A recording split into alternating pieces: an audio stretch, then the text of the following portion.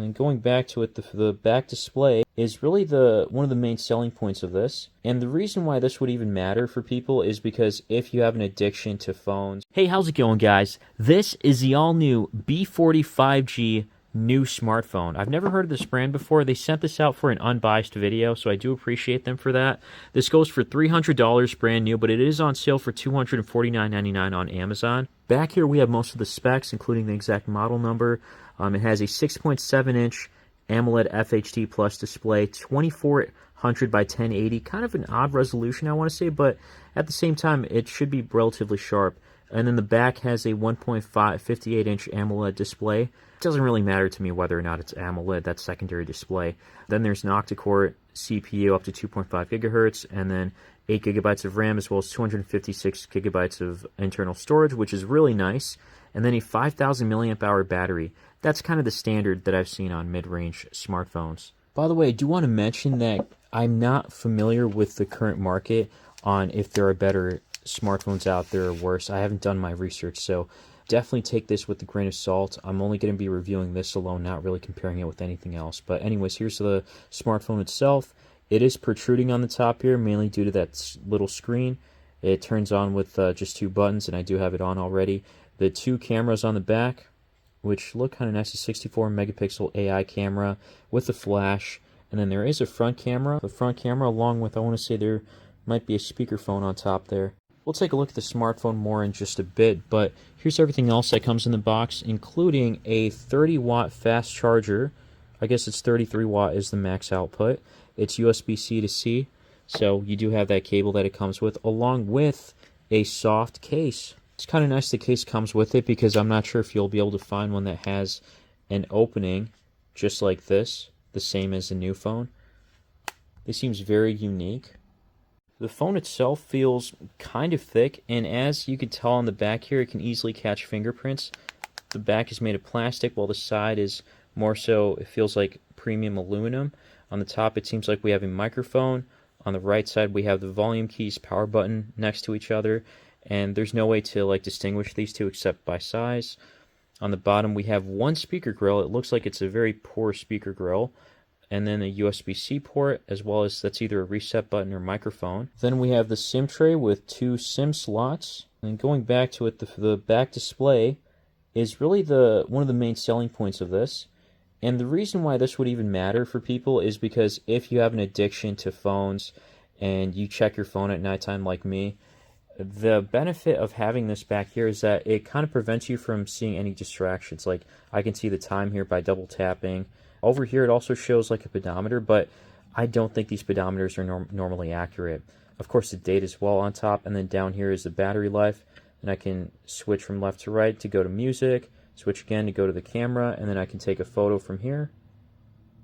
It is a very, very small screen. So, okay, and I could tell one way that it took a photo is I see that on the bottom left, like that little circle. That means it did take a photo. And then I think the only other thing is it has a compass here, which is, I guess when you lay it flat, it's more accurate. So, yeah, it does a pretty good job overall. And then if we want to go back, click that, and then double tap it to close it. Overall, I think that's really useful personally. That shouldn't be the main reason you'd buy this phone, but it might be one reason to consider it, especially if you're addicted to phones like me again, trying to cut back on screen time. Because at nighttime, when you hold on to it and when you have an addiction, it might be hard to let go of your phone once you see everything here, or once you see the screen, you want to check out everything. There's also a fingerprint scanner down there, so it's pretty accurate. I haven't had any issues with it so far. The screen itself does feel kind of nice. It's pretty responsive, no issues whatsoever. There is a slight curve on the screen, which is, I never really cared for the curves personally, but to each their own. The camera quality is nothing to be impressed by. This also takes an extra second to take a shot, so the shutter speed is kind of slow. Just an okay camera quality. It is kind of grainy, nothing special. This is the front camera. It's really grainy. It's not that good. I can still read some stuff on here when I took a photo. You do have to keep the phone still, of course. And yeah, I can read most of it, except not the text all the way down here. It's just too blurry. Yeah, again, nothing special with the camera. It's actually a little underwhelming. That's one of the worst things about this phone. Just because since this moved slightly, it started Yeah, so the speaker is not that good. It can be covered with one finger very easily. And then watching videos on here is alright. You can watch it all the way up to 2160 4K at 60 FPS. The big bummer is, besides the speaker itself, is that this is running on, not running, but this has a widevine security of L3. That's a big bummer. That means watching videos on streaming platforms will be stuck at 480p. Even though this has a really nice screen, up to a 120 hertz display, AMOLED, it has so much potential, but it's just ruined by having widevine L3. Again, that's another deal breaker. Just the media consumption is not that good on here. How could I forget? On Geekbench, we got a single core score of around 930-ish, 939 was the highest, and the multi-core score was 2298. Nothing to be amazed by, but it looks like this is the lowest end in terms of benchmarks, but it's not too far off. And then the GPUs are not really too fair because it wasn't able to really test everything out, so I'm going to ignore these scores. The other good thing about this screen is that it has a 120 hertz refresh rate, so that's really nice. Pretty solid screen all around, but again, stuck at widevine L3 is annoying. Anyways, going back to it, performance-wise, again, this feels pretty smooth just navigating around, partly because of that 120 hertz, but also this has a MediaTek Dimensity 7025. This came out like a year and a half ago, I want to say. And then this GPU is older. It's about 5 years old. The Power VR B Series BXM-8-256. So I'm curious to see how games will perform. I do have quite a few to check out here, starting off with Sonic Runners. This game is running okay. There is some lag, especially when there's people around, so I don't know if I'd say this is exactly playable. So that's kind of disappointing to see. Next game is Need for Speed Limits, or No Limits. And it seems like it's doing alright. I do notice some frame rate drops here and there. This game might be well optimized for low-end devices. That's my best guess. Either way, it's doing a good job, though, regardless. So that's a little nice to see. Yeah. Finally, I'm checking out RuneScape. Not old-school RuneScape, because I know that's going to work just fine.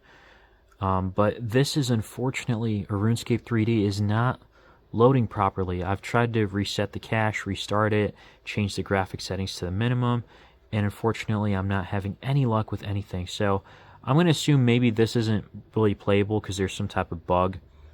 But regardless, based on my testing that I've done, I can say that this can handle some low-end gaming. Maybe Roblox is probably at max, and you're going to notice some lag and stutters here and there. It still might be playable overall, but still disappointing for the range it's at, for what it's worth. Maybe it's just me, but I kind of feel disappointed by this.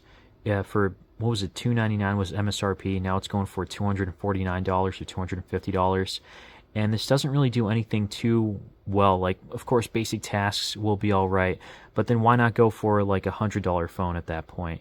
Even the camera is nothing to be too impressed by. The screen is pretty impressive, being 120 hertz AMOLED and everything and all that, but unfortunately, widevine security is, again, L3, so videos are capped at 480p, except for YouTube. So I guess if you're using YouTube, there is some value there, and then things are smooth. Again, I guess the biggest thing is does that second screen matter to you?